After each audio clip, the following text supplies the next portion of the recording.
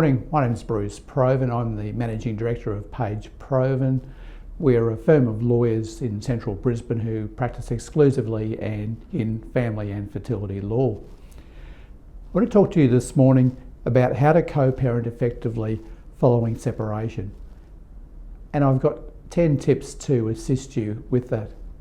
Now, separation obviously is never a nice process, but at least if you can communicate effectively after separation, there's a good chance that your children will get through the separation without too much damage. The research shows that it's not the separation that causes problems for children going through it. It's the conflict between the parents both before and after the separation that causes the damage. So here are my tips. First is to try to communicate effectively with the other parent of your children. Now, you don't have to like each other. In fact, many parents who have been through a separation actively dislike each other. But if you can communicate effectively, that will have a very positive impact for the children. Now, ideally, you would be able to speak to each other regarding the children and make decisions together about what's in the best interests of the children, but for a lot of couples, that's simply not possible. But if you can communicate effectively using some other method, that's almost as good. So for example, couples communicate through texts or emails, or now there's a number of apps which parents can use to communicate and send documents between each other about the children. And I understand that they're quite effective. The second tip is to try to comply with any agreement that's been reached. Now, that doesn't have to necessarily be an agreement in writing or a court order. You may have an oral agreement. But if each side sticks to the agreement, there's less likely to be problems, and at least it engenders some trust between the two of you. The third tip is to try to avoid conflict in the presence of the children.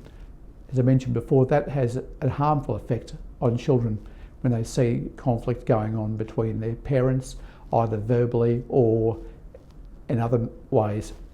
The other thing is try not to denigrate the other parent in the presence of the children. And there's certainly maybe aspects of your former partner that you don't like. You may not like certain things that they do. But if you denigrate the other parent in the presence of the children, this undermines your relationship with your former partner and has a negative impact upon the children. What will often happen is that the other parent will start denigrating you. The next tip is to model appropriate behaviour in the presence of the children.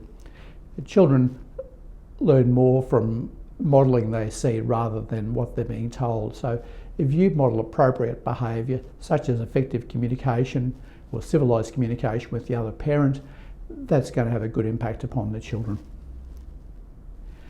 The other thing is to seek assistance where appropriate. I mentioned earlier the use of apps. But if you find that communication with your former partner is not working effectively or as effectively as you would like it to do, one of the options is to go and talk to a family dispute resolution practitioner or even a counsellor to try to come to an agreement about certain aspects of parenting the children, or simply to try to develop some techniques to deal with the other parent's behaviour, because most likely you're not going to be able to change the other parent's behaviour. But if you can work out some techniques to deal with it, that might help you. Next tip is to be generous. Now, as I mentioned before, you may dislike your former partner, but if you're somewhat generous to them, you'll probably find that that is reciprocated, and it also creates a good impact upon the children when they see that.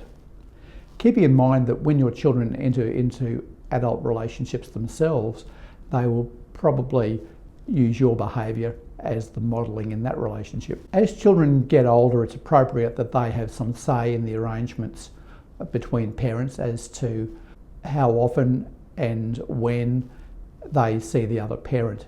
Certainly by the time children reach their teens, they often have the maturity to be able to make decisions between them for themselves about how often they see the other parent, so be guided by that. It's not appropriate though to allow young children to decide arrangements between the parents. They're simply too young to be able to make those decisions, and sometimes they'll simply play parents off against each other. It's good to allow some flexibility in terms of arrangements for the children. We'll appreciate some flexibility. You may have a particular event on, for example, that you wish to go to when the children are due to be spending some time with the other parent. So flexibility works both ways.